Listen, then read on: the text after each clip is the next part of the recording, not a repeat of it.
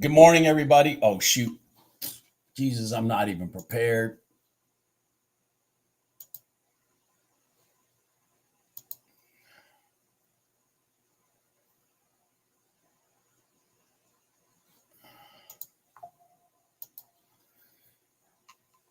Good morning, everybody. Sorry. I got a customer came in from out of town from Florida, never told me he was showing up.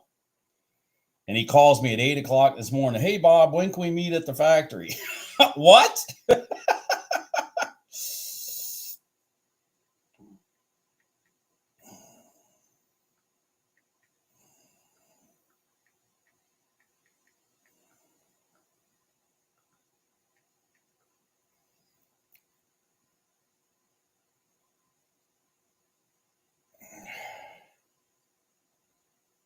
So I've been running around in circles this morning. Sorry.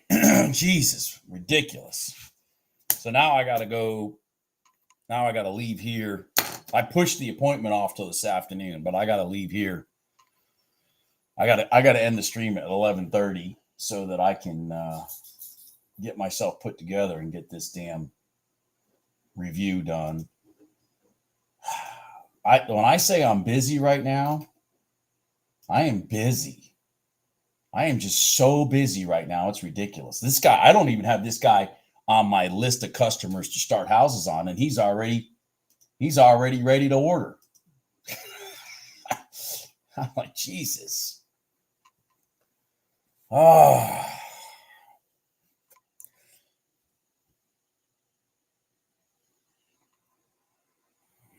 I hit a $400 trade in GC this morning. And then, but I was dodging between phone calls. So I am up. Speaking of GC, I am up $400. But I really looking at these charts, man, I should have made much more money this morning. Jesus.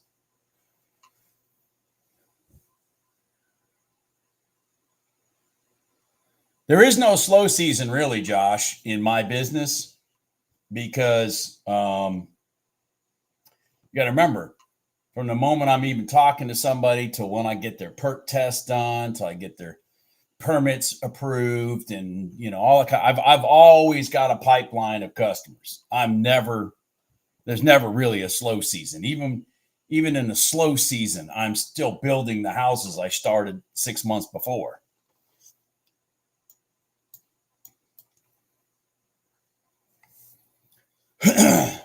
So there's really no slow season for Bob Anderson. There is for realtors and stuff, and that kind of stuff.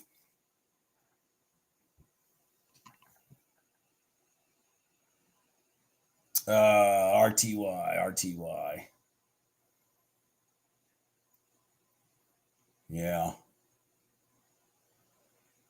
Let me see here. It looks like the God, I tell you, it looks like the YM might have a little run to the top here. Yeah, I'll do that, Rick. I'll pull it. Is it on my chart even? Oh, it's not on my chart. I'll do that, Rick. Sorry. Just let me get grounded right now. If I forget, remind me, Rick. Okay.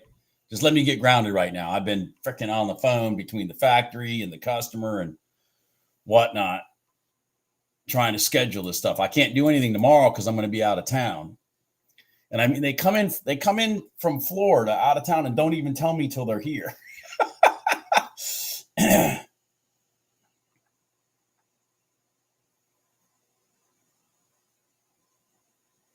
Yeah, I get you. Yeah.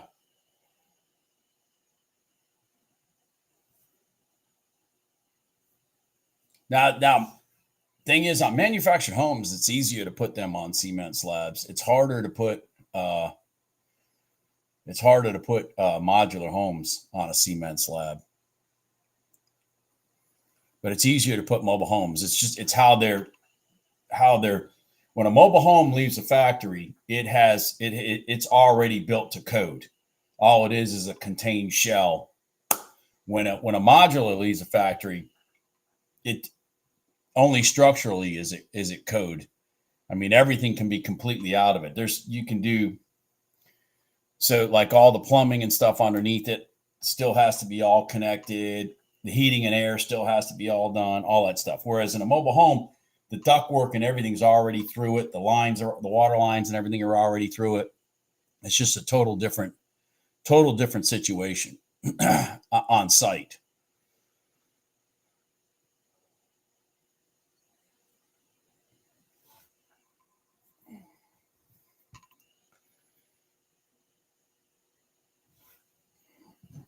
All right, let's see here. Maybe the YM will give us a little, let me look here. Yeah, the YM might give us a little 5-minute gold line bounce here that I would be potentially interested in. Seeing as how we've gone straight from here to here and we would be above this pivot. Does everybody see that?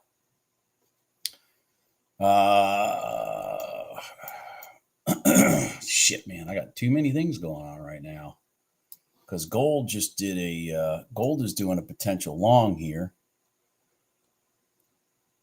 off a 1-minute gold line. See, this candle went up higher and then came down.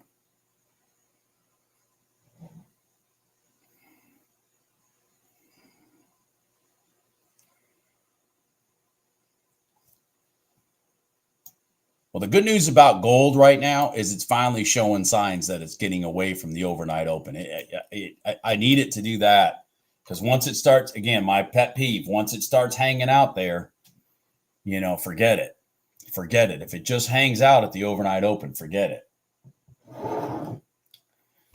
But, man, I've had a hell of a week so far. I did my calculations. Today's Thursday. Let me do my math here.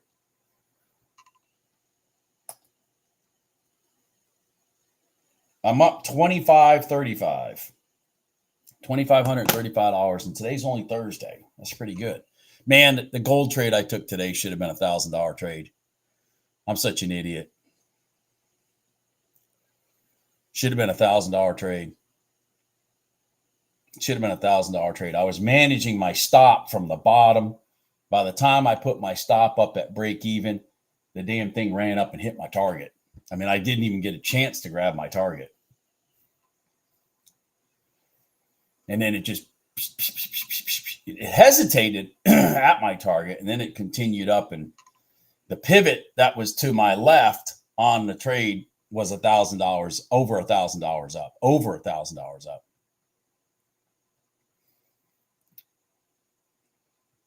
So yeah, we got some more news in 4 minutes. Did anybody catch any of these rotations in the pre-market, like ES or NQ or anything like that? Did anybody catch any of these? Man, I was sitting here on the freaking phone just looking at the charts, doing some nice pre-market stuff, man. Jesus. I easily left another $500 on the table by being on the damn phone.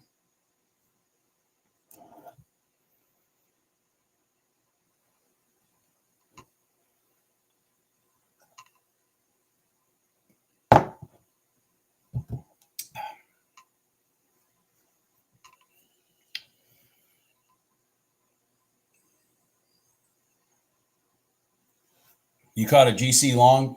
Good job, Harold.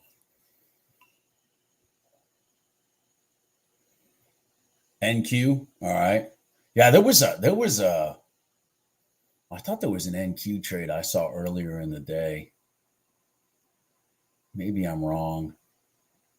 I do know that right after the news at 8:30, it got, those candles were still way too big for me.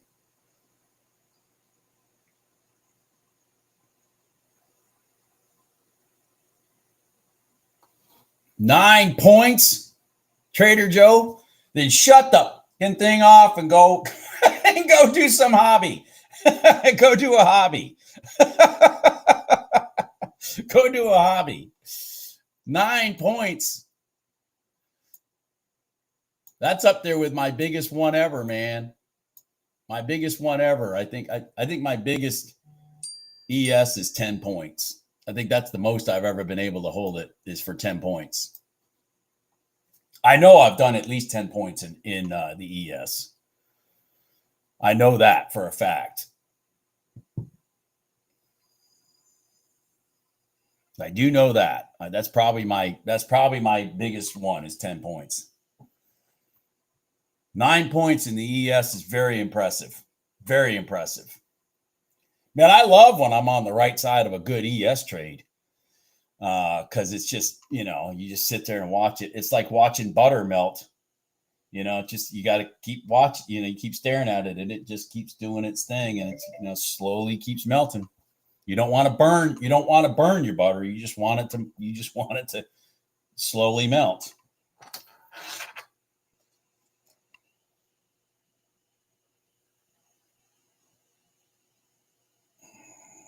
Okay.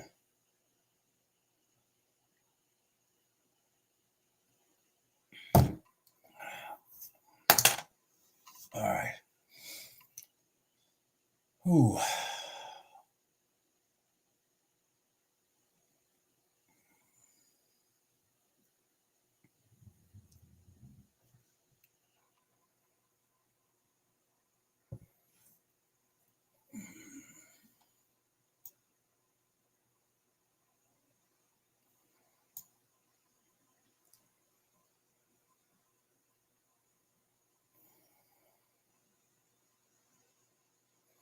I always like the setups where I miss it. So let me just tell a quick story going off of what you're saying, Trader Joe. I always like when I miss a setup, okay, and the trade kind of goes up and then they run back and you can see they're intentionally cleaning out the stops of the people that got in at the proper setup.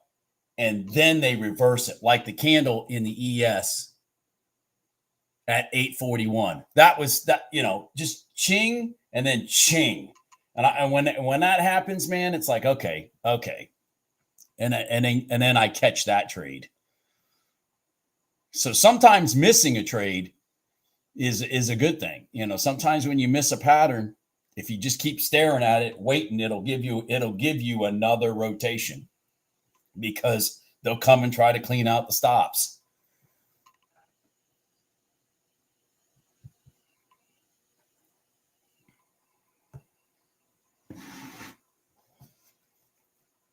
So we're past the 10 o'clock news now, right? Yeah. All right. So we're past 10 o'clock. Apparently that news didn't do crap. Existing home sales. Oh, okay. Well, and then there's a delay on U.S. economic indicators because the government hasn't done their job yet. I know everybody should be shocked by that.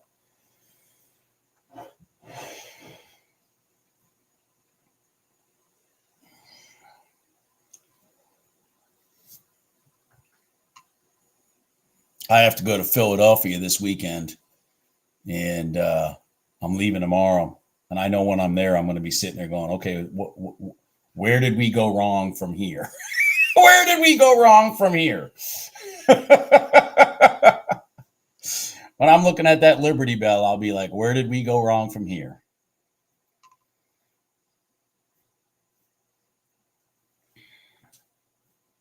Yeah, the government, because they're a bunch of freaking idiots.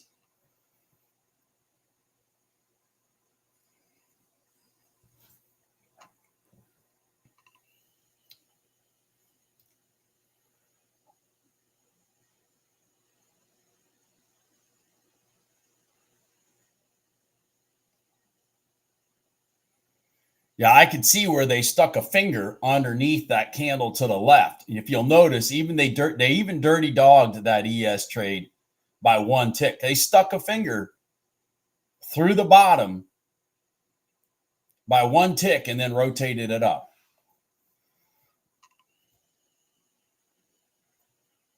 All right, David, I'll do that.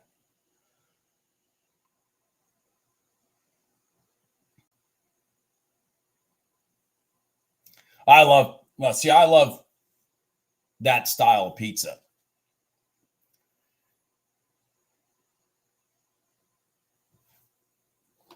Hell, I ate pizza last night. I love pizza. Come on, Gold. I thought you were going to come down here.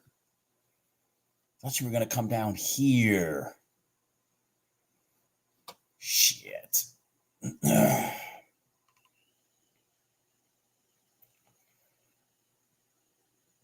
You grew up in Philly? Okay. I've been a couple times. My daughter's running in the Philadelphia Marathon. So that's why I'm going up. I'm going up with her and a bunch of other people, a couple other runners and stuff like that. And no, I will not be missing the Notre Dame football game, just for those for those wondering. I will not be missing Notre Dame beating the hell out of Syracuse.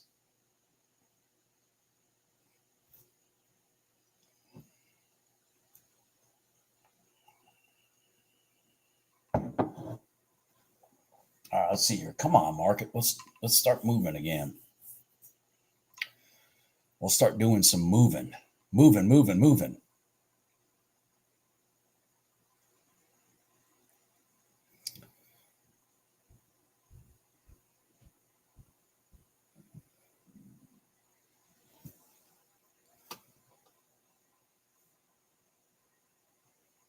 Yeah, he's just a freshman too.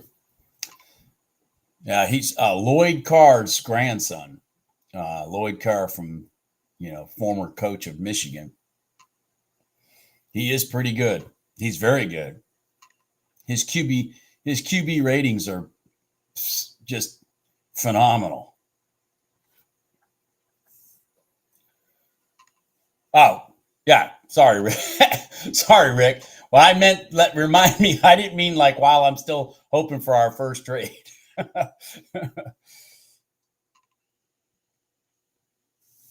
I entered the trade twice, by the way, Rick, the trade I'm going to go over, but it's going to take me a while to explain the trade. The setup's not going to take me a while, but how I manage it's going to take me a while. Because I ended up getting knocked out, and then I got in again. And I want to explain. That's all right. That's all right, Rick. I just want to explain what I was doing. Because, I was playing in a danger zone that I could have lost a lot of money. Yeah, damn, Rick. Jim, I caught one earlier today also, but not for that. I should have caught it for more than $1,000 a contract for damn sure. But I got out at, 400 before. Hell, I moved my stop up to break even before I can even grab my target. I was through it. Yeah, go Irish. They're looking pretty good. I think they're gonna sweep the next two games, and as long as the committee doesn't, lick the feet of the SEC, they'll be in the playoffs.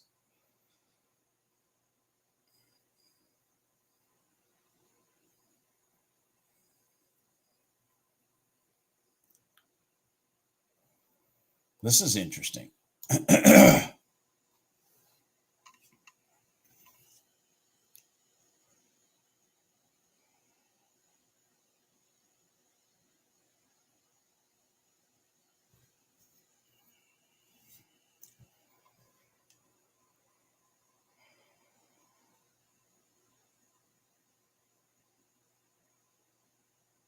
Looks like the market's going to change directions.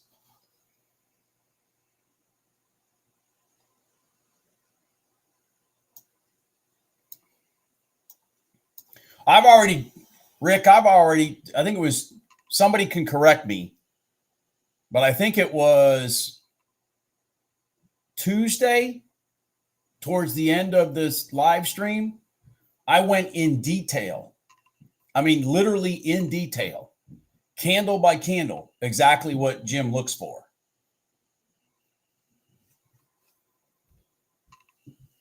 See you, Jim. Take that money and run. I went in detail, Rick. I think it was Tuesday's live stream, the last hour. or so. It may have been Monday. So if somebody remembers, let me know. I in detail went over exactly what Jim is doing versus, what I quote unquote talk about. Because again, it's like my daughter's not going to the Philadelphia Marathon because she can't run. She's been doing this since 8th grade. She's 26 years old now, 25 years old now. Okay, meaning you gotta walk, you gotta jog, you gotta run. And so I didn't want to get into the bones of what Jim's doing while I'm just trying to get people to even understand what's an actual 1 minute gold line and what's not a 1 minute gold line. Because I still get people that ask me, "Oh, Bob, here's a setup," and it's just because price is touching the gold line. It's like, no, that's not a setup, man. That's not a setup. And what Jim does is he looks into the internals of where the pivots are. That's what I talked about in that live stream. In detail. Literally in detail. And then I walked everybody in that live stream through line item by line item what was about to happen. And it did it. Yeah, GC went off the red line. So did ES. Did anybody get that ES trade? I'm sitting here talking. See, did anybody catch that ES trade? That was an inside candle. God dang it. What a setup. Inside candle right here off the red line. You cannot get a straighter red line trade than that.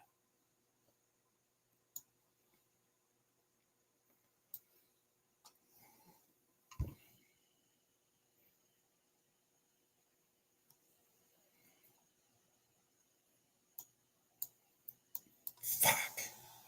Oh, shit.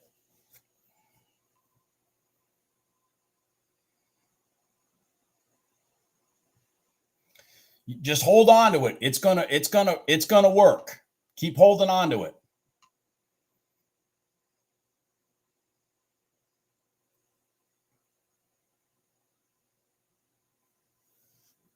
I'm not going to chase it.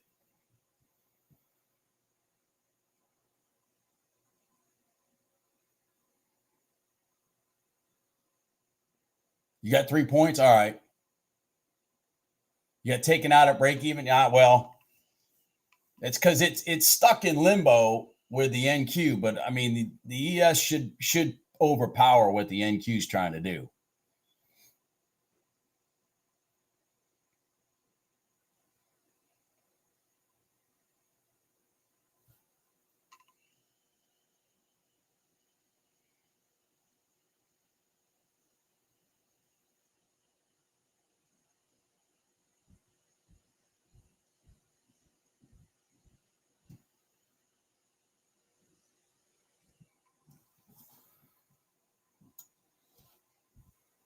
So let me pull this down so I can show you what I'm talking about. Damn it. Fuck. So the ES is stuck underneath the 5 minute red line. And not the ES, the NQ. And the ES is above it. So if I had to have my druthers, it would be that this one's going to work and this one's not going to work to the short side. I have more faith in the ES than I do in the NQ. And as of right now, your stop could be right here.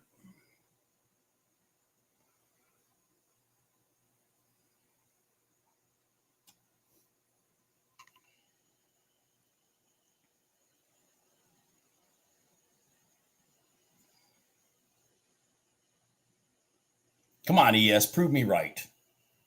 Prove me right. Show me you have more power.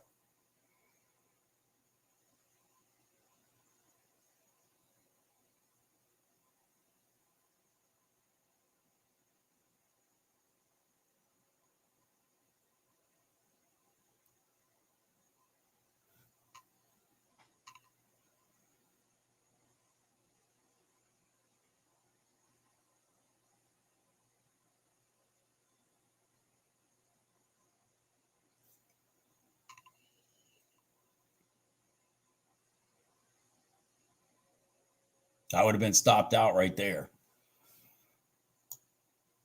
Interesting. It's not over. If this candle closes right here, I'm going to look for a long on the break of this candle. If this candle right here, I'm going to wait for this candle where the high is here. That's going to roll over. No, didn't work.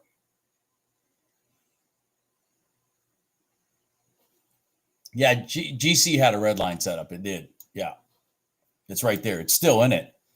Okay, now what it did is it went up on top of the gold line, and now it's rotating. And that's, so like if you're in this trade, so let me just talk GC for just a second here. Jesus. If you're in this trade, the way to scale yourself to make big money, and Jim does this, I know that, but you go up through, and once it sits on top and does this long finger, then you add another contract here, because the rotation, you've had confirmation number 1, up, down, confirmation number 2. And then you just put yourself at break even and hope it runs up.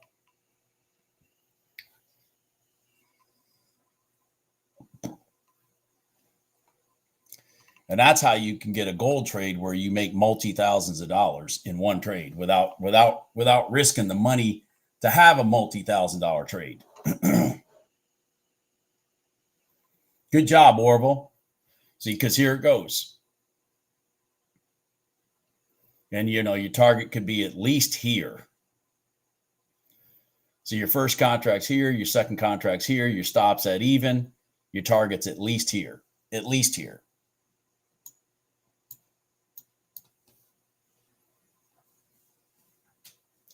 Orville wants to quit his job so bad he's focused. Right, Orville? Orville wants to quit his job so bad he's focused. And that's what it takes. It takes focus. And there's that rotation. So let's just add this up for the hell of it. And it went right to where I was talking about. So let's just add this up for the hell of it. So you're in at 87.8. And then you're added in again at 91.1. All right. So let me just do those numbers.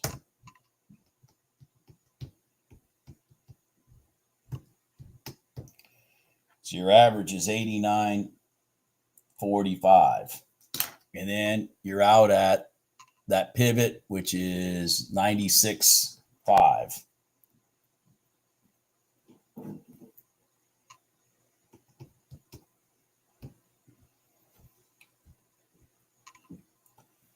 $700 times 2.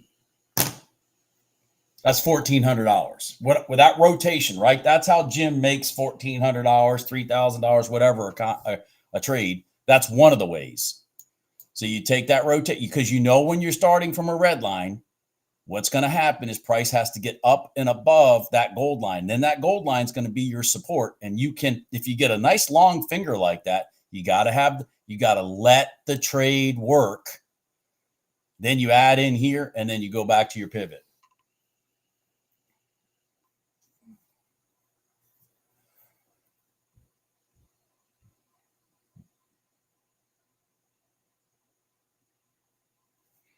Yeah, Orville's got a date of December something. I can't remember.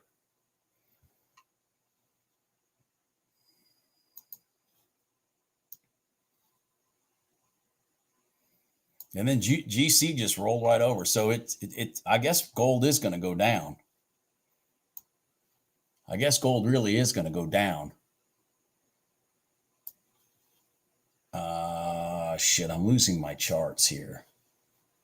Look at that ugliness. Look at the ES. It actually did rotate back up later. Obviously, no trade set up there.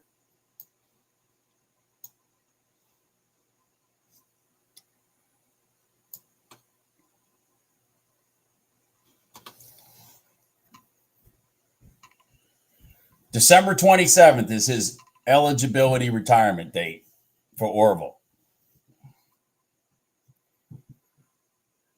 You're pretty motivated, aren't you, Orville? Pretty motivated. I love it. That's what it comes down to. It comes down to studying the charts and staying focused and you know, like in Orville's case, he's decided, kind of like Jim,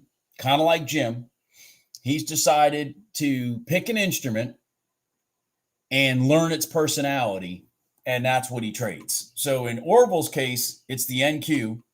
In Jim's case, I broke his bad habit of the NQ, and he's a GC trader now. But he was an NQ trader, I think Jim said 6 years or so before I swapped him over to gold. And he's like, God dang, this is amazing. Now, Orville might swap over someday. I don't know, but I know the NQ is working perfectly for him.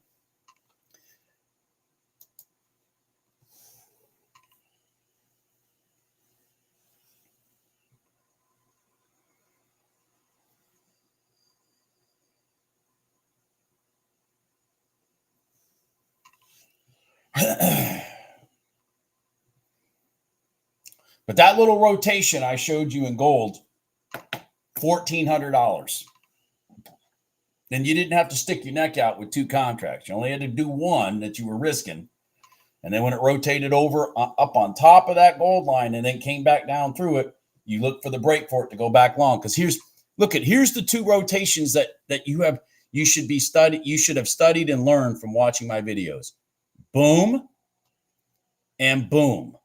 And neither one of those, you should be surprised by the big green candles.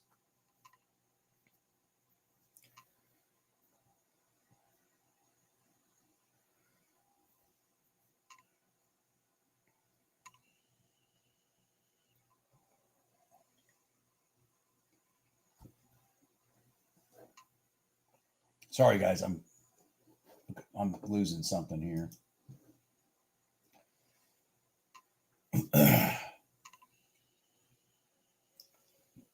I'm up for the, I mean, I'm excited.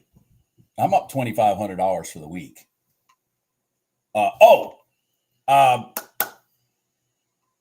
Rick sales. Yeah, next level stuff. I mean, I don't, God dang it, guys. I want you to understand. So your eyes don't roll back in your head. I don't talk about next level stuff right out of the gate, man.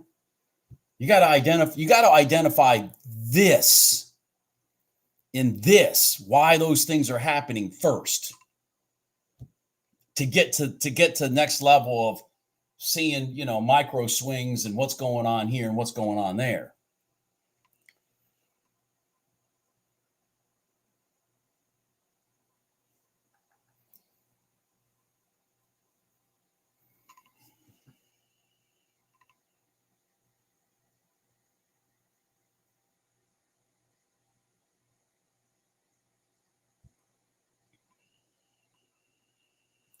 All right, so let me think here. Rick, sorry. Jesus, Rick. Let me do that now because I'm not. There's a potential in the RTY if we bust through the high. Well, there's a potential 1 minute gold line in RTY soon. That's the only real thing I see right this second.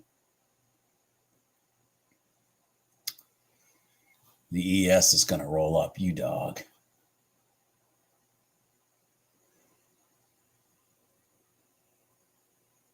Yeah, the ES is gone. I mean, the ES is gone. It's going to the highs now. And the ES. So here's just again back to a Jimism, for example. All right. So see this. Let's just talk about this for a second. Give me a second. Let me work my chart up so I can see it better. Damn it. There. All right. So you had this. I'm watching RTY, by the way, guys, just in case, because it's RTY and YM are both poised to have a potential 1 minute gold line. So you see this swing right here. Came down, swung up, swung down. So we went down through here. When this blew up through this, push down pivot. These are the things that Jim looks for. I'm not sure as much Orville. And then when they break through, he looks for, okay, when we break through that pivot in the direction that we intend the market to be going anyways, which is long. Does anybody see why we're potentially looking for the market to go long? Anybody got a clue? Okay, so when it goes through there, then you're looking for the support area. And the support area is right here. You got a little space right here. Your support area is your 1 minute gold line. And then bam, there's your run. And that's it. So it's the micros of looking to your left. I've talked about this before. I don't use the Donchian Channel. I have the Donchian Channel on my charts to help you guys see when pivots are broke. I'm not using it. I don't really care about the Donchian Channel. But for people to start recognizing that the market is rotating one direction or another and changing, you look at things like this. Here's this, here's this, here's this. All these pivots on the bottom are going long. You see that? All these pivots are going long. You went from here to here to here. They may seem subtle, and they are subtle. They're very subtly long. But then when you have a battle like this and you break one side or the other and you sit on top, boom, there's your long. And that's the stuff that Jim doesn't sit here in this channel and stare at, and listen to me or whatever. He's staring at that gold to find those micro rotations, especially close to the red line, because that's where the bigger pushes are going to come from, because they're not out in limbo here. Remember, price migrates back to your red line because it can't get too far away, because then it gets oversold or overbought. If price is really far away from that red line, if you had an oscillator on your chart, it would be telling you overbought. You don't need an oscillator to tell you that. All you got to do is look at your red line and see where you are in conjunction with it. That's why we don't need those. I don't need a volume chart. I don't need a volume indicator. I don't need an oscillator. I don't need any of that shit, because the price action itself tells you if you've got volume or not, and where you are in conjunction with that red line tells you if you're oversold or overbought right now, potentially.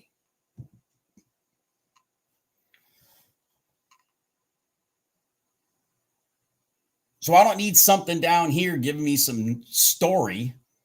Oh, well, if this line's green and that one's red and this one's purple and that one's this and that one that. Oh, hey, take that trade. Just read the chart. Read the price action.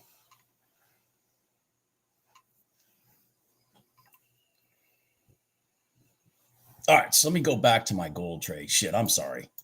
So let's go back to gold. Let's go to the actual gold trade I took. All right. So we had a big crossover. Everybody sees that here. And we hadn't tested the top of these lines. And then we had news. So everybody see that news? Look at that. I actually just noticed that thing even went down and pierced this line. Holy shit. Which one's that again? That one is the PriorDay Open. Okay, that thing even pierced the PriorDay Open off the news. So I'm waiting for the news to get over with, and then I'm just sitting here watching the candles, and we had bing, bing, bing, bing, bing, and we sat right here on the red line, on the PriorDay close, all that stuff, and I watched this candle. So this is very important how I did this. I watched this candle form from here down, then up, and it went through this candle. Then it came back down inside, like maybe a third of the way down. And I said, if they go back through the top, it's gone. And so I put an order with my trade saver to buy from the break of this candle again. Okay, well, it came back up through, put me in, ran straight up to here. I put my stop at even because price action's pretty hefty at this point in time. And they came back and knocked me out. So I'm like, okay, no problem. I still think they're running long. I mean, all the signs are there that they're running long, because the candles were really punching up. So then this candle opens right here and it goes up. Everybody see that? It goes up. And then it came down. And I'm sitting there going, son of a bitch, they're backfilling this candle right here. And once they're done backfilling it, and they did it right to the prior day close again, they come back out the other side. It's gone. So I did it again. I already broke this candle to the left. I already broke it with this candle, okay? But it came back down, cleaned out some stops and all that kind of stuff, and I put a buy for the break of that candle. And I mean, that came right on through. Grab my stop, put it at even, because it did it right at the close of this candle. And then bam, before I can even move my target, there's my $400. But I mean, all the way to here, which is the pivot that we should have been going to, that was about a $1,200 trade. And I completely missed the $1,200 because I'm an idiot. But anyways, no, there's no gap there. There's no gap there, Jeff. So let's talk about that 1 minute gold line. Ah, shit. Excuse me. Come on. There's no gap here, my friend. You don't ever want to take a 1 minute gold line when there's no gap here. There's no gap between the entry candle and the top.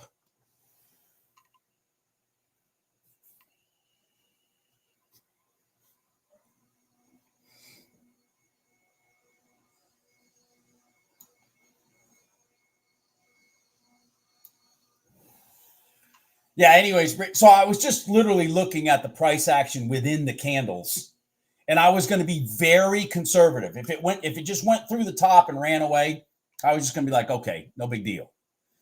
But I let it go through, and then I let it come back in so they can clean out the stops, and then I took it the second time, just because the price was really moving, and I don't want to have to put my stop at $500 or something stupid like that.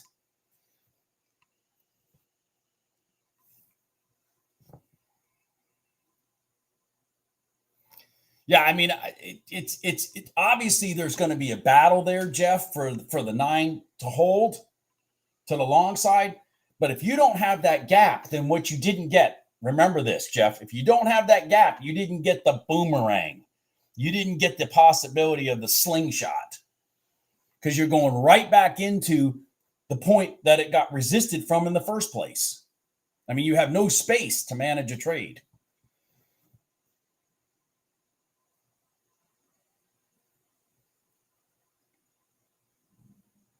Oh shit! I'm not even looking at gold, Harold. I'm not even looking at. I'm still over here at this trade. Sorry, man. I'm not even looking.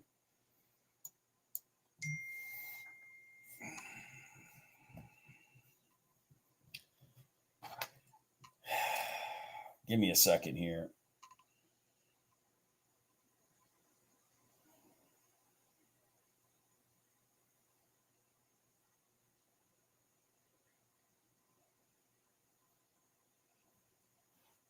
All right. Sorry. So one. Yeah, I have got to be off this at 11:30. I have to, because I got to drive. I got to drive a couple hours to see somebody.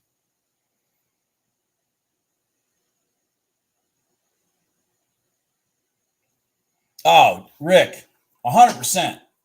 I tell everybody that, man. That's exactly it. Look to your left. It will tell you what the hell's about to happen. It's amazing. And if you go back to that video again, I don't know, I guess nobody remembered or not, but I think it was Tuesday afternoon, the last hour or so. I in detail go over specifically, okay, see how this went right here? That means they're going to go do here, and then they're going to go here. I mean, and then it would do exactly that.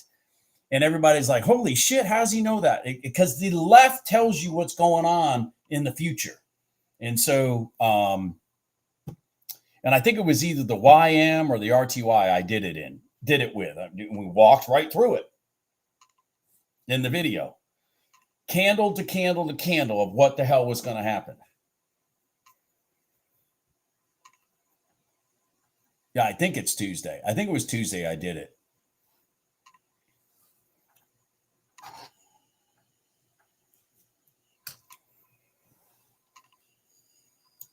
God dang it. Gold's back sitting here on top of the overnight open. I don't like that.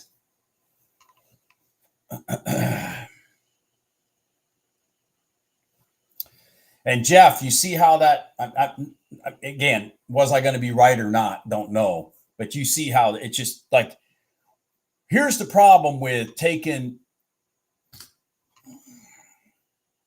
here's the problem, even though the pattern is perfect, here's your reset, all that, you got a high, you got a smooth pullback. Here's the problem with taking a long when you have no gap. You don't know, meaning you, me, nobody in particular, we don't know why price got rejected here, down to here. We don't know why. So there may be something bigger going on here on a longer term chart or something like that.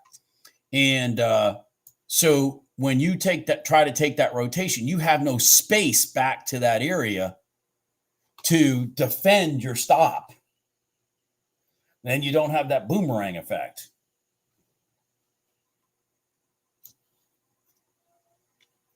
It's just such subtle things that'll take your win rate from being 50-50 to being 65, 60 to 70%.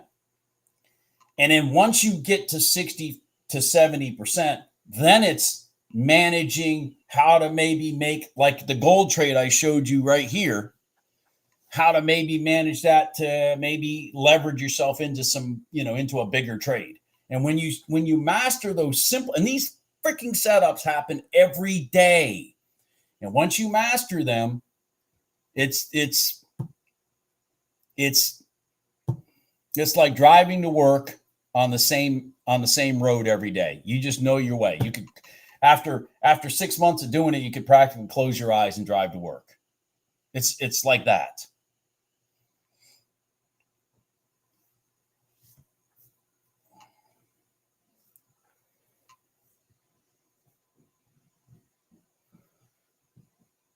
Man, the NQ's going to do a long here. The NQ's gone.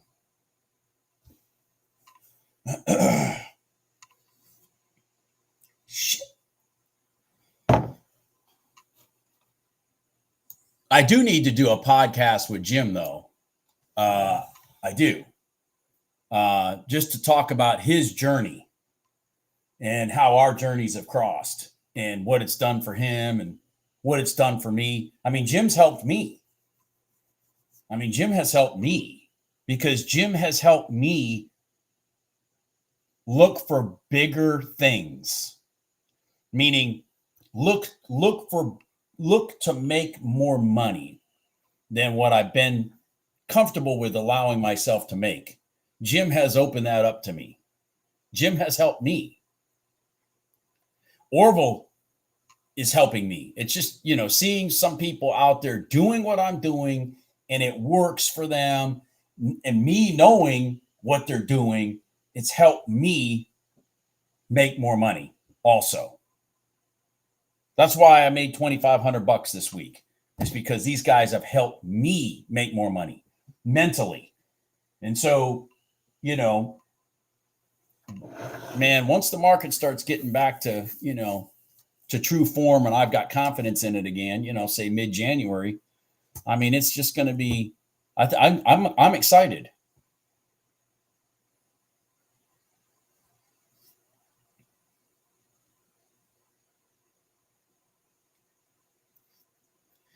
Yeah, I tell you, Arms Orion, I tell people this. I understand the ES is boring. I get it. It's boring.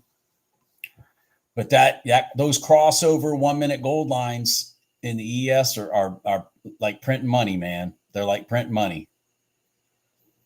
They are like printing money, man. And they're the way. I know some people are going to roll their eyes when I tell this story again, but they are the way that I started this channel. Is the one and only trade I took for like 35 trading days straight. I never lost money. And And again, it was in September and October, which is, prime trading season anyways, but September, October. And back in those days with Apex, you had to trade for 10 days to pass an eval. You had to trade for 10 days to pass an eval. And then to get a payout, you had to trade for another 20 days. So I did that, and I just did that 1 minute gold line trade off of a crossover rotation ding, and I made my money that way. That boring setup.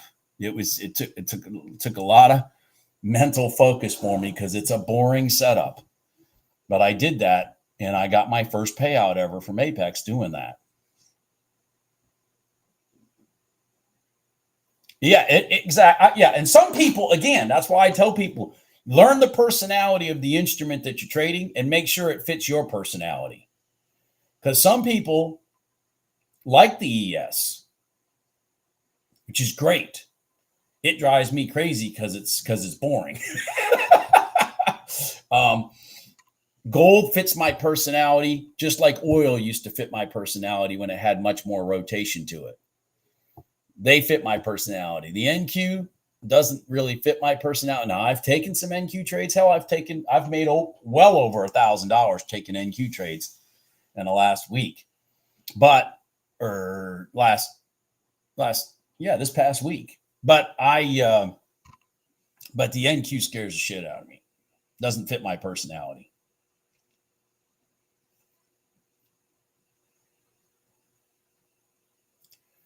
Holy shit, Jay Weave.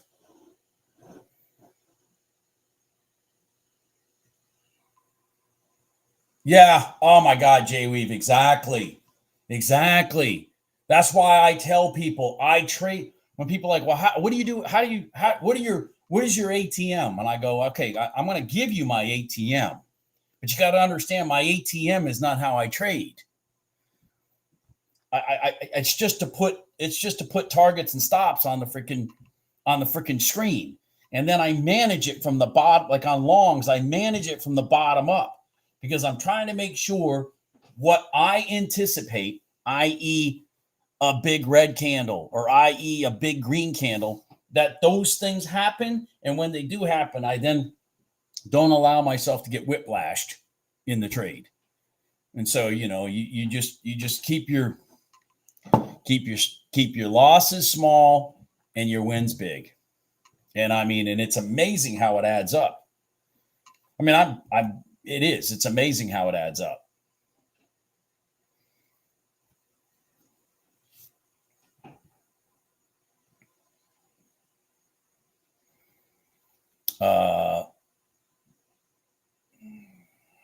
Where am I? See, gold is just going to, I had no interest in this for those of you watching. Because we've been here before.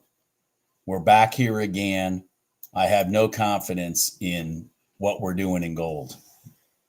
I got excited when it started doing this because I thought maybe we were going to go somewhere new. But when we're sitting, it's what, 10:45, and we're sitting at the overnight open again. That's not a good sign. It means we're at equilibrium. And so it was probably a good thing that Jim went back to bed. You're in a short? All right, Mike. It's going to be tough because it's running right into that overnight open and that prior day close.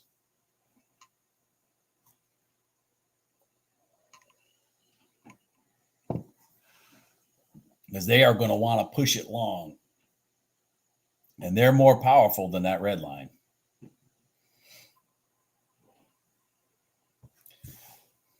This is an example right here. Ran right up in that red line, down it went. No. No.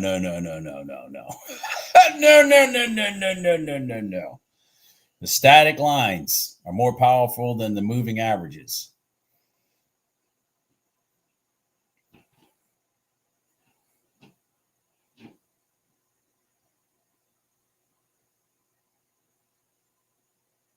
Yes, exactly, Jay Weave. And that's the next level stuff. When you start adding to your winners because you recognize price now broke through, say the resistance of the 9 EMA and then sits on top of it. Boom, there you go. You know what I mean? Now you can add into that situation. And then you're yeah. It's hard for people to believe that, so this rotation, like I said here, ding, then ding, is $1,400. And you only risked maybe $200 when you did it. I mean, it's just people like, what? That's a $1,400 trade, and you only risk maybe $200 when you take it. Yeah, you only risk about $200 when you take it.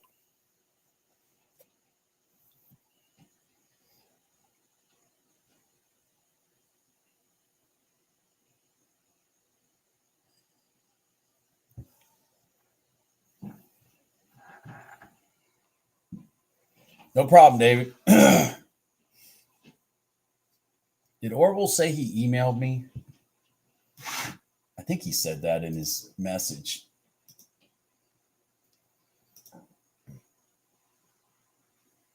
Yeah, he did. Okay.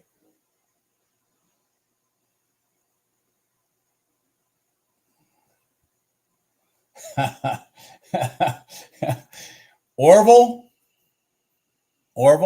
if you're here, are you here, Orville?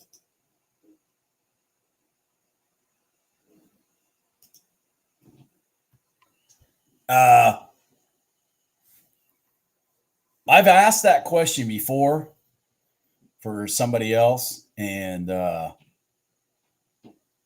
gotta know. But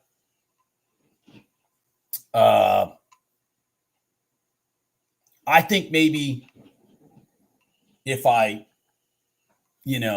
start a sequence where we do some just some basic podcasts talking about our whatevers, that it might change, because the person that asked me that question, Jim doesn't know that person. He's getting to know you, if you know what I mean. So let me work on that. Okay, Orville? We're not missing much because we're going into the holidays anyway. So let me work on that. Because I agree with you. By the way, Orville, I agree with you. I agree with everything you said in your message. So let me work on that.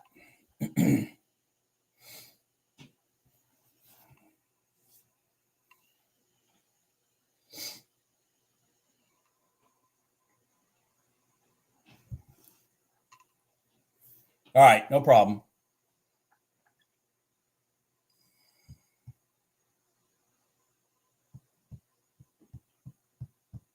Man, we kind of got a lot of slop going on here. Not much direction on anything.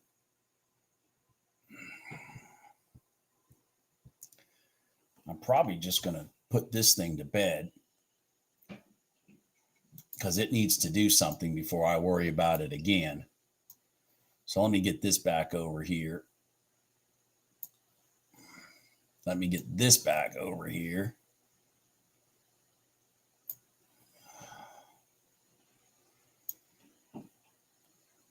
Oh, well, I guess we have a long day today, didn't we?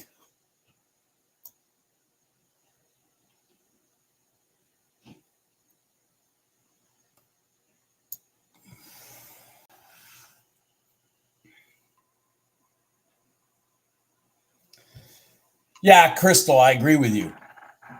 Oh, well, I don't know if we could do that. Here, let me tell you something, Crystal. I think we can, to talk about what we do and, our journey type thing, but I don't think we can do it here. And I'm going to tell you why. And I'm going to be polite about this. But there's no doubt me doing these lives is costing me money. And those guys don't need it. They don't need to be lose. They don't need. And I say costing, I'm talking about cost and profitability. I struggle. It's a development in my life, but I struggle to try to trade while I'm talking to you guys. It's not simple at all. Cause I mean, there's a lot of pivots to be looking at. There's rotations, there's this and that. And it's, I've been getting lucky sometimes and catching like the NQ trade I caught yesterday. I got lucky to catch that and see it. I hit it for $500, but there's been multiple gold trades and whatnot that I'm not catching because I'm too busy, reading the chat and answering people's questions. It's almost like the market can see me. Oh, Bob's answering a question. Let's go do this. Let's go do this rotation now and piss him off. So it costs me money to sit here and do this because I'm not making as much money as I should. It's just, I have found myself pre-market trading more. Yeah, that's exactly right, Amelia. You're 100% correct. It's now, over time, I might be able to do that, but it's difficult.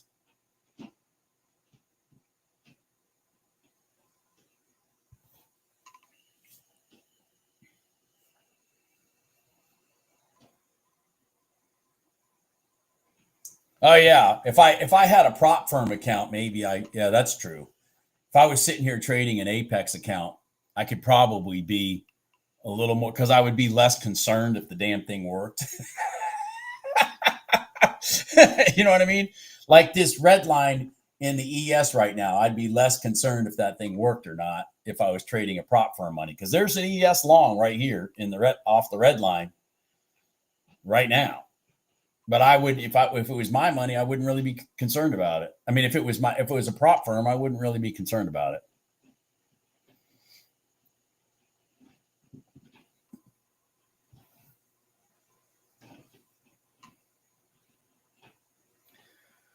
And that trade didn't work anyways.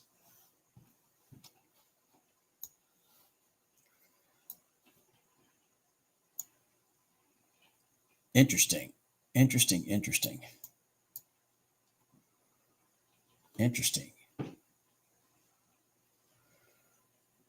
I'll tell you what, if it goes back up there, though, I might be interested in it.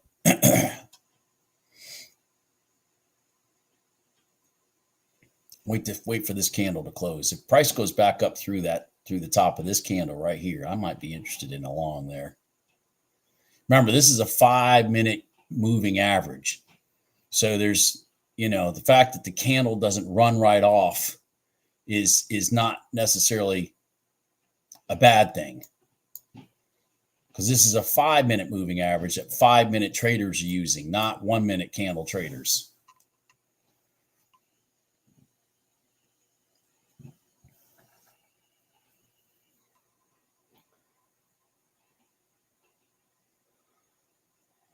The NQ has a little bit worse of a setup, Ryan, in my opinion. But they are very similar. If one goes, the other one's going to go, would be my guess. If this one goes, the NQ is going to go also. I mean, here they are side by side. I mean, they literally are following each other.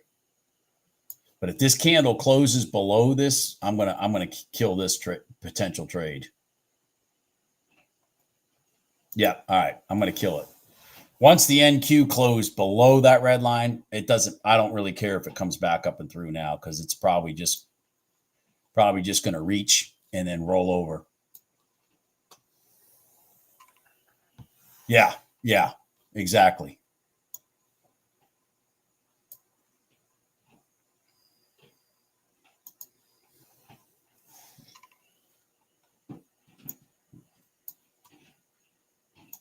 Kind of like the RTY is in the same situation right now. So you see the RTY, we had a rotation down, then up, didn't break that high, came down, didn't break that high.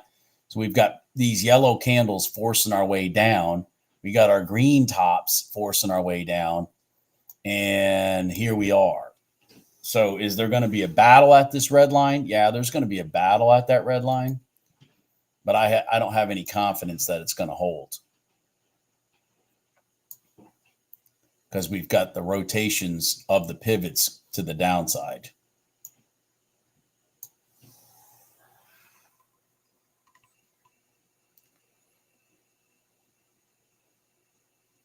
And there it goes. Now, remember this. For those of you looking for longs in the RTY, the ES, or the NQ, all's not lost, because what you're hoping for when you have a squirrely pattern. So let's talk about the NQ for a second.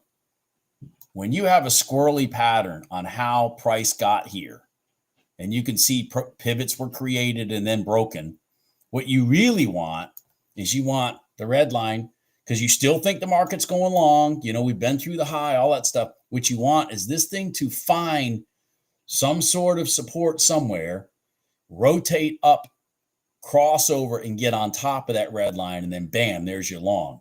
So when you have a squirrely pullback, you want a reset. And then you could still get a 5-minute red line long, but you have to have it crossover and reset. Does that make sense?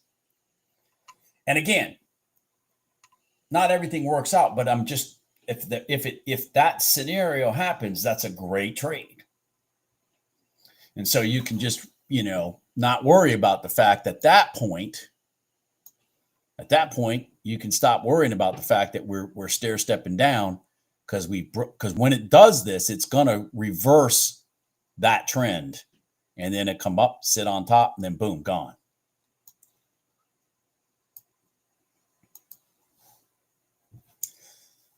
It's kind of like it did it in a much smaller way right here earlier. And then bam.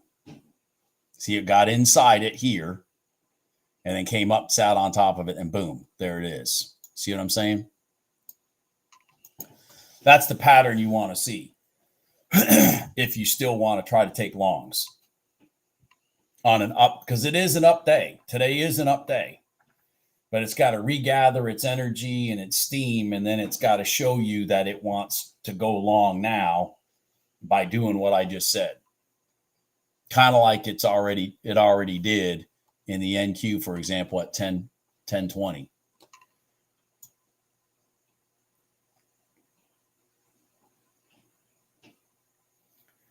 The ES tried to do it, but it just didn't. It never touched. See, so how the ES, it blew up through, broke these pivots, but it never came back and did a retest. But that's the pattern.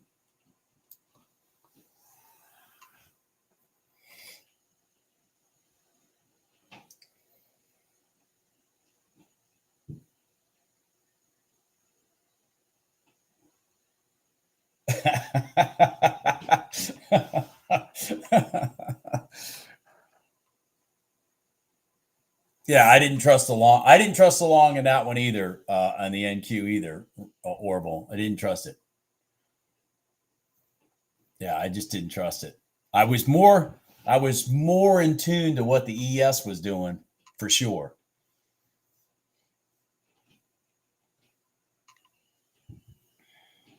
Okay, now they're starting to push long. So let's look at this. So man, my dogs are upstairs playing with something and throwing it around the house. Anyway, so we got this support here. We got this support here. So if this rotates up, we're going to have a higher support. That even confirms what I'm hoping for, or would have been hoping for price to get up and sit on top of that red line and then be long. Is that even the longer term pivots are still to the long side from the bottom. The top ones are coming down. See that? Bing, bing.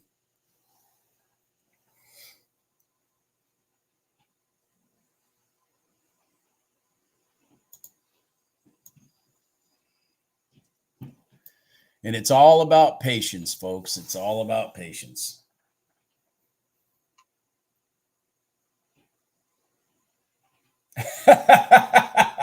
Good one, Mike. Good one. That's a good one, Mike. I like that. Yeah. Listen, let me clarify something for everybody when I use that analogy. I don't visualize myself running yet either. But I don't know if you can ever really run because, and I say that because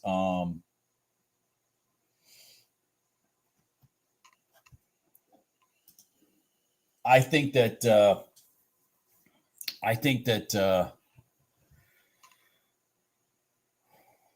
that's how the market steals you money. I think no matter how much you study charts and whatnot, it's never going to be easy. It's never going to be easy. And because it's never going to be easy, you got to be willing to take losses. That was one of the main things I used to struggle with was taking the loss, i.e., quote unquote, admitting I'm wrong. Not that I'm wrong, but just the trade didn't work. You know what I mean? The pattern didn't work. And accepting the fact that it's not that I'm wrong, it's just the pattern didn't work this time for whatever reason that I don't know about. And so again, I go back to this analogy. I'm very mathematical. That I go, wait a second, Bob, it's not about that. I had to change my mindset. It's about being right 60% of the time and being wrong 40% of the time. Because then I'm still winning. And where I'm mostly winning is because I'm 2-1 or 3-1 on my targets too. So you put the two together, and that's how you have a $2,500 week with about probably maybe 10 trades. And so I had to be willing to be wrong 4 times out of 10 without me being wrong mentally. Does that make sense?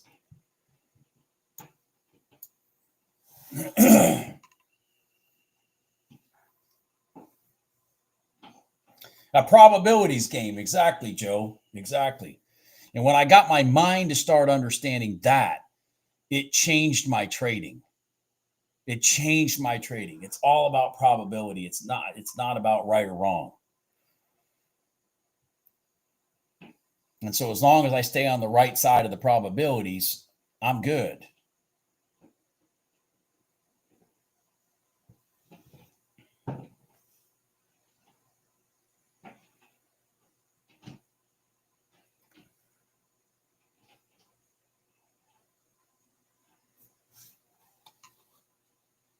Damn it. So gold, oh shit, gold is about to do a rotation back up. There it is. I'm late talking about it. You had your roll down. Look at that smooth pullback right to your prior day open, and then there's your rotation.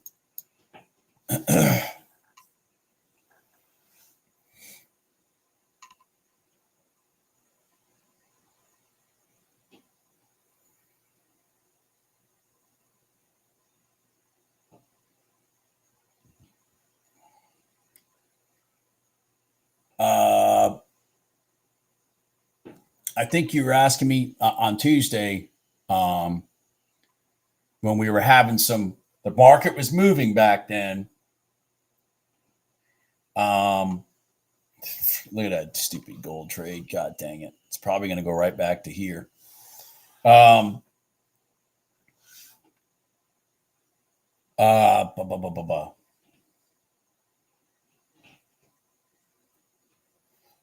from Vermont, Josh.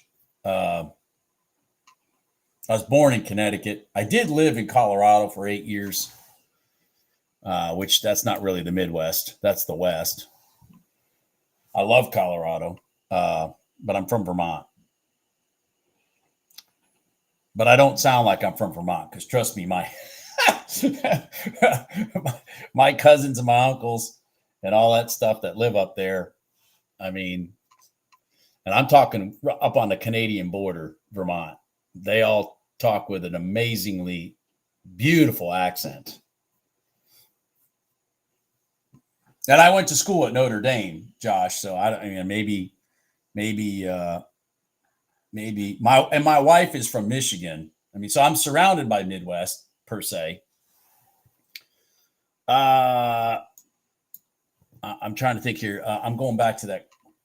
1 minute. So you want me to talk about like where the rotations, where the pivots are breaking and the rotations to the gold line, or you want me to talk about the gold line trade in ES and how that trade works?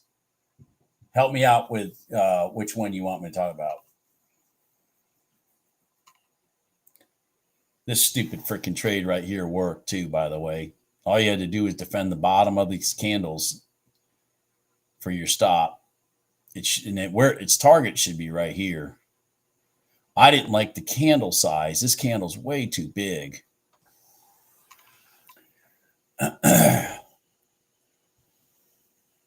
I lived, well, the town I grew up in was Bakersfield, Vermont. No, not Bakersfield, California. Bakersfield, Vermont. Up north of St. Albans. I went to high school in Enosburg Falls.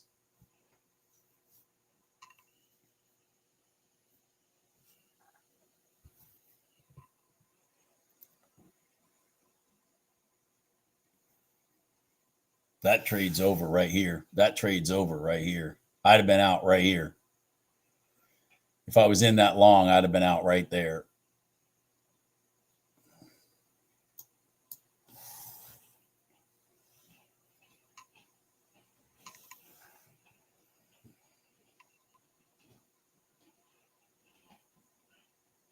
I went to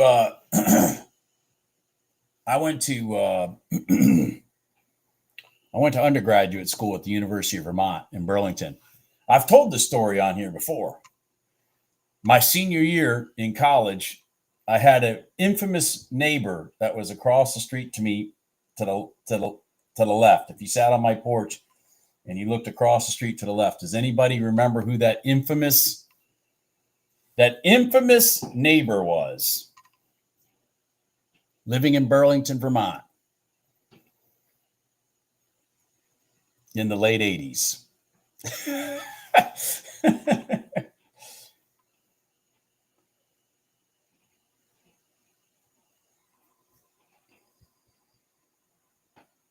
Infamous neighbor.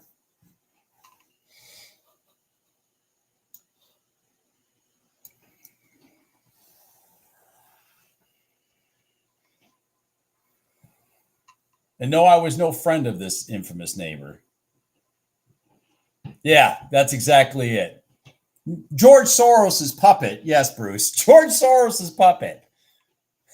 Orville's correct. Bernie the Clown Sanders. I was in Vermont, Mike, in June. I went back up there. We have a parade thing, festival, and all that stuff in Enosburg called June Dairy Days. I went up for that. See a bunch of friends and stuff. Yeah, Bernie the Commie Sanders. Yep. I have a very funny story about Bernie's. Orville, you'll like this story. You being a police officer. Okay. You guys want to hear a story? A Bernie Sanders story? Oh my God. Skiing's okay in Vermont. I mean, I used to work at a ski resort, Smuggler's Notch Ski Resort. I worked there. For those of you familiar with Vermont, I used to work at Smuggler's Notch Ski Resort. I used to make snow. I used to run chairlifts. I used to do everything there. I mean, like you name it. Yeah. I worked at Smuggler's Notch Ski Resort for probably off and on for probably 6-7 years. All right, so you want to hear the story, the Bernie Sanders story. For those of you that know communist Bernie Sanders, well, as we call him in Vermont, Comrade Sanders. We call him Comrade Sanders. Everybody I know in Vermont calls him Comrade Sanders. So anyways, when I was a senior at the University of Vermont, I lived in a house in this area of Burlington where all college students, I mean, I was surrounded by college students. Okay. Basically run down cheap housing. You know what I mean? And, and I had this house that I lived in with a bunch of guys. There was like 8 of us living in this house. It was almost like a fraternity house. And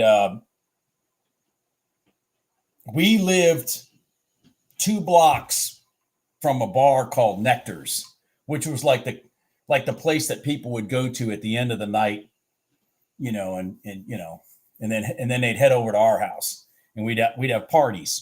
Well, the police used to come. Bernie used to call the police on us all the time. I mean, Bernie called the police on us all the time. And the police would show up. And now Bernie was the mayor of Burlington at the time. Okay, so this adds a little to it. Orville, this is the part you'll like. So the police used to show up, and they hated Bernie, but they didn't. They wouldn't say that. And so, but they would show up, and I'd be like, man, we literally all our neighbors are college students except this guy living across the street. What's the freaking problem?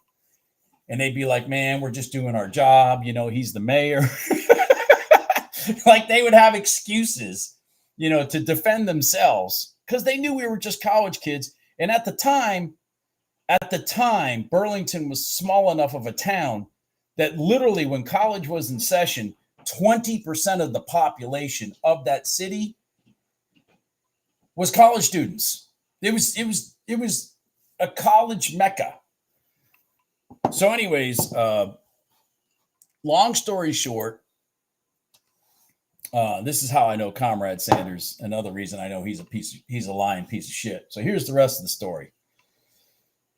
So, they used to come in our house and sit down on the couch and watch a little bit of, like if we were watching the Celtics, they'd sit there and watch, a quarter and then they'd leave, make it look like they were doing something. And then because we didn't want to get them in trouble, we kind of calm it down, whatever. Anyway, so one day I go over to Bernie Sanders' house because I got sick of this. Like he called the cops on us there was like a 2-week stretch. He called the cops on us like 8 times. So one day I go over to his house and I knock on the door and he opens the door. You guys are going to love this story. So I said to him, hey, Bernie, I live in that house across the street there. Now you guys have to understand Bernie. He is a certified asshole. He is. Like, this is not a nice person. I mean, it doesn't matter what he tries to portray on TV. He is an asshole.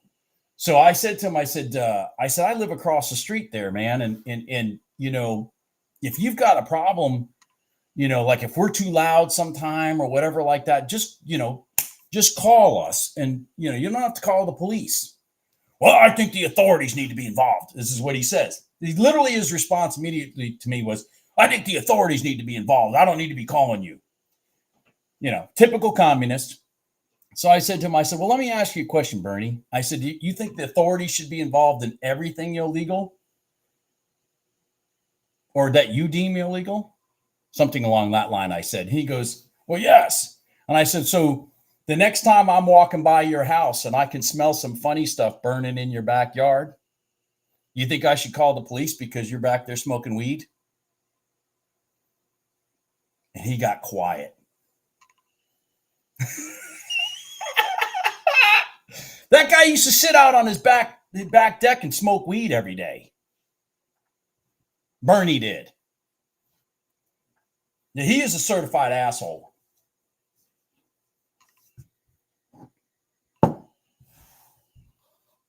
He is a certified asshole. He's literally a certified asshole. RTY's looking for a long off the prior day high right now. It's looking pretty promising. Oh, shit. I have the RTY on my screen here. I'm forgetting what screen I'm looking at. Oh, I bet he still does, even though even in his campaigns, he always says he doesn't. And to be honest with you, I'm a college student. I don't give a rat's ass if you're smoking weed or not. I really don't care. But the bottom line is, man, leave me the fuck alone. You're the one living in the center of all college students, and you're upset about the noise. What the fuck are you doing here? How's that my problem? That's my Bernie Sanders story. Comrade Sanders. Yeah, everybody I know in Vermont calls him Comrade Sanders. He is a freaking joke. Oh yeah, and that's another thing. Burlington was such a great city. Now it's an absolute shithole. It's drug infested, homeless people, all that stuff. That stuff was not there when I lived there. It is now. Burlington used to be a beautiful. You can walk down Church Street, and it's just a beautiful, beautiful place. And now it's just a freaking shithole. You have to be baked to think the way he does. Yeah. Just imagine, Orville, being in the position that you're in, and he's the mayor. Just think about that.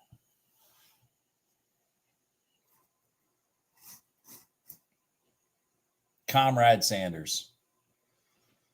Yeah.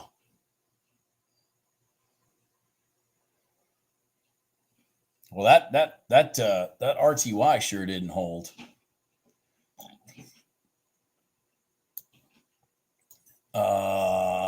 Wow.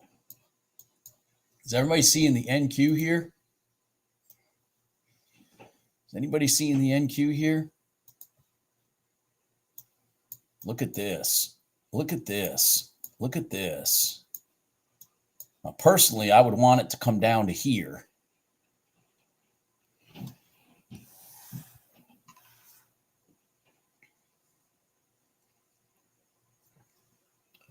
Actually, damn. Look at all these lines. Holy crap. All right, there might be some support. Might be some support right here. We've cleaned out all three lines. Anybody in micros? Because you might want to look at this.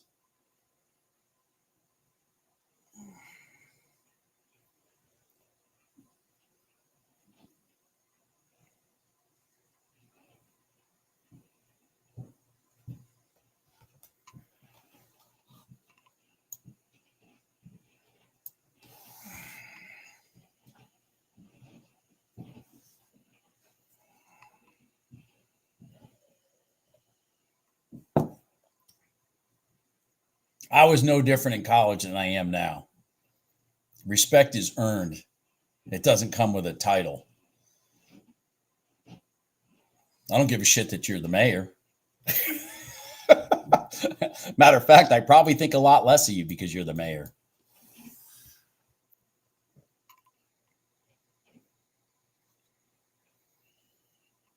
Good old Bernie.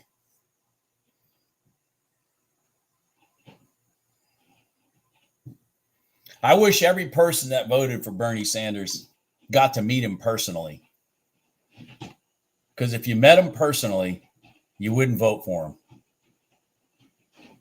Unless you're just totally stupid.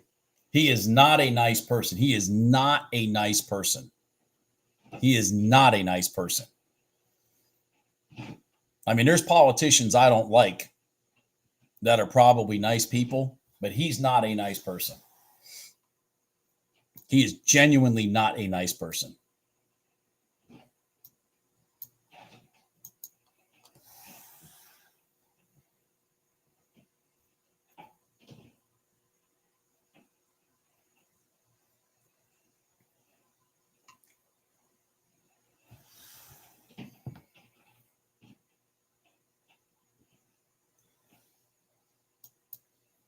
I agree with that, Orville. I'm going to look for the long here. If it goes. Yeah, there's a couple things that if I was alive in 1791, I would have talked to Thomas Jefferson about. That's one. Another is if they'd have wrote term limits in from the beginning, that'd have been great. Another one is that all laws have to go through a judicial review for constitutionality before they're implemented.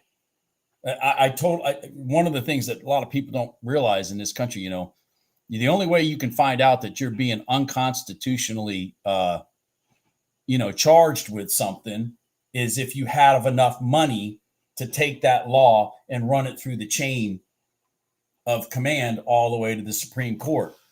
I mean, it's saddening that the Supreme Court reviews constitutionality and unconstitutionality of laws years after the fact. It should have always been done up front. So there's just a couple things that if I got to, sit down with Thomas Jefferson, I would have said, listen, guy, let me give you a perspective of what's going on, 200 and some years later. Here's the problem.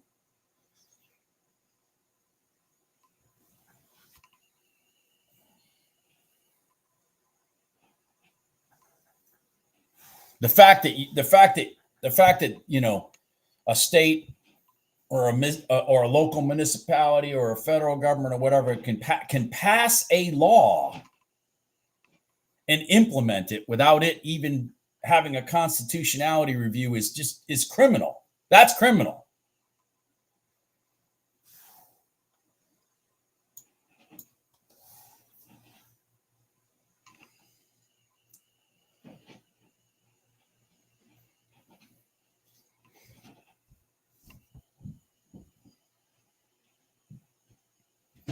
All right, guys, I need you to give me a like on this video. I need to probably I got to close down because I've got to go. I've got to go meet that person who randomly got a hold of me out of the blue from Florida. Don't tell me you're coming.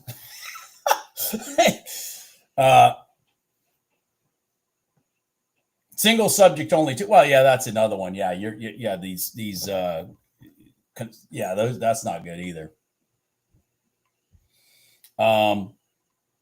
That's not good either, Orville. You're correct. Looks like we're going to get the rejection here in the NQ of the overnight open to the downside. That would be kind of nice.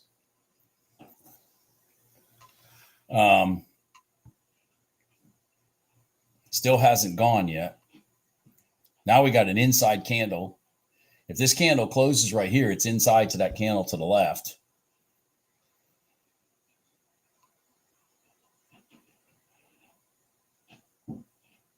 And this should break to the downside right there and go down right to here at least. There it goes. There it goes. There it goes. There it goes. Now I'd have my stop at even, and I'd be waiting for that thing to go through the bottom. Go through the bottom. Come on. Go through the bottom. There you go. There you go. There you go. There you go. There's $500. Remember, that would have been a $500 trade right there. Just patiently waiting. You had that inside candle to the left. The next one opened down towards the bottom, broke right through it. Bam. That's $500. Everybody, I cannot live stream tomorrow. Remember, I'm leaving, and I'm not live streaming Monday either because I'm going to be still out of town. I'm not coming back till Monday afternoon, apparently. I don't write my schedule. I just go with it. You took that NQ? Excellent AO trades. Exactly. It's set right. I mean, come on, man. It's exactly how I teach it. Bing, bing, bong, gone. The fact that the red candle was inside the candle to the left, that made the trade even better. That made the trade even better. That was it. There it goes. Ping, ping, ping. Anyways, I will talk to you guys later. Again, I cannot stream tomorrow and I cannot stream on Monday. And then even on Tuesday, I'll try to stream and stuff, but I don't know that I'm going to be taking any trades, man. We're getting really close to Thanksgiving then. All right. So my week, I'm up $2,500 and some odd dollars for my week. I'm done because I'm not trading anymore. All right. Oh, you made $500 at the end. All right, Bruce. Awesome. You got $600 on that NQ trade? Cool. Yeah, I mean, it just took time for something to actually happen, but there it is. Talk to you guys later. Bye.